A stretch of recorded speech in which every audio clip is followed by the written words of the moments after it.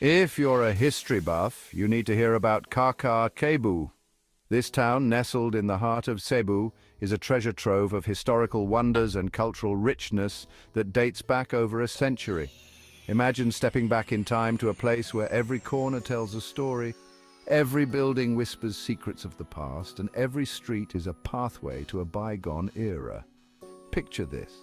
Spanish-era architecture, bustling sugar mills, and a community steeped in tradition. The town was a vibrant hub of activity, with its streets echoing the sounds of daily life, from the clatter of horse-drawn carts to the lively chatter of its residents.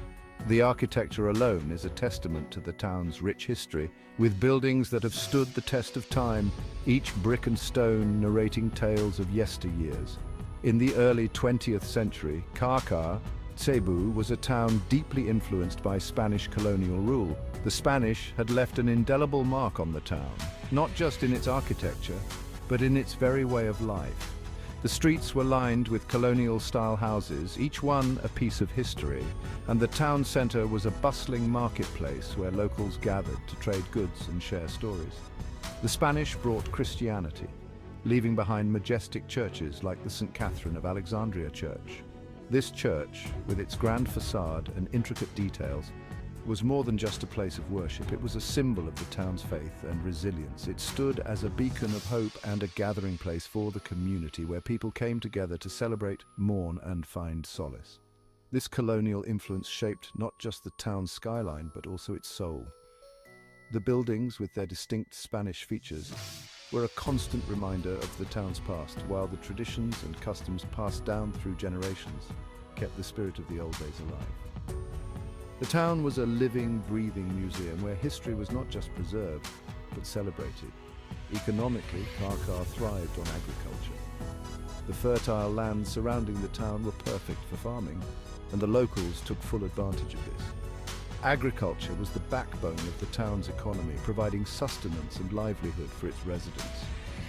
The fields were a patchwork of green, with crops swaying gently in the breeze, a sight that was both beautiful and vital to the town's survival. Picture vast fields of sugarcane and corn, with bustling sugar mills driving the local economy. These mills were the lifeblood of Carcar, processing the raw materials that were grown in the fields and turning them into products that were traded far and wide. The mills were a hive of activity, with workers toiling day and night to keep the wheels of the economy turning. These mills were the heartbeat of Carcar, pushing the town forward in an era when most transportation was by foot, horse-drawn carts or small boats. The roads were dusty and uneven, but they were the lifelines that connected the town to the rest of Cebu. The sight of a horse-drawn cart trundling down the road, laden with goods, was a common one, and it was a reminder of the town's industrious spirit. Roads and bridges were just starting to weave the town closer to the rest of Cebu. These infrastructures were crucial in opening up the town to new opportunities and connections. The bridges spanned rivers and streams, linking communities and making travel easier. The roads, though rudimentary, were the arteries that kept the town's heart beating, allowing for the flow of people, goods, and ideas. Architecturally, Carcar was a living museum of Spanish-era buildings. Each structure was a piece of art with its own unique story to tell. The houses, with their red-tiled roofs and ornate balconies, were a blend of Spanish and Filipino styles, reflecting the town's rich cultural heritage. Walking through the streets of Carcar was like stepping into a different time, where the past and present coexisted in perfect harmony. Colonial-style houses and churches stood tall, telling stories of a bygone era. These buildings were more than just structures.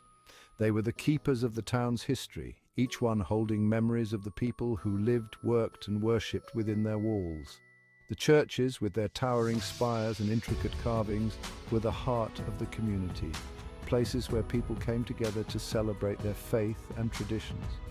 The St. Catherine of Alexandria Church was not just a place of worship, but a landmark that echoed through time. Its walls had witnessed countless events, from joyous weddings to solemn funerals, and its bells had rung out in times of celebration and sorrow. The church was a symbol of the town's enduring faith and a testament to the resilience of its people. Culturally, Carcar was alive with traditional Filipino festivals and dances. These celebrations were a vibrant tapestry of color, music, and movement, reflecting the town's rich cultural heritage. The festivals were a time for the community to come together, to celebrate their shared history and traditions, and to pass these on to the next generation. The dances, with their intricate steps and colorful costumes, were a sight to behold, a living link to the past. The community's strong family and community ties made every celebration a vibrant tapestry of heritage. Family was at the heart of everything, and the bonds between relatives were strong and enduring. Community events were a time for everyone to come together, to share in each other's joys and sorrows, and to strengthen the ties that bound them. These gatherings were a testament to the town's sense of unity and belonging. Education in Carcar was a mixed bag. While there were schools, the quality and availability of education varied greatly. For many, education was a luxury, something that was out of reach due to economic constraints. However, the community valued learning, and there were efforts to provide basic education to as many children as possible. While elementary schools were present, higher education was a luxury few could afford. The schools that did exist were often small and under-resourced, but they were a beacon of hope for many children. Education was seen as a way to a better future, and parents made great sacrifices to ensure their children could attend school, even if it was just for a few years. Most learning revolved around basic literacy and religious teachings. The curriculum was simple, focusing on reading, writing, and arithmetic, with a strong emphasis on religious instruction. The church played a central role in education, and many of the teachers were clergy or lay people associated with the church. This education, though basic, was a foundation that helped shape the character and values of the community. So there you have it, a snapshot of Carcar, Cebu, 100 years ago, a town rich in history, culture, and community, where the past is always present and the future is built on the foundations of tradition. Carcar is a place where every street, every building, and every person has a story to tell. A story that is woven into the very fabric of the town.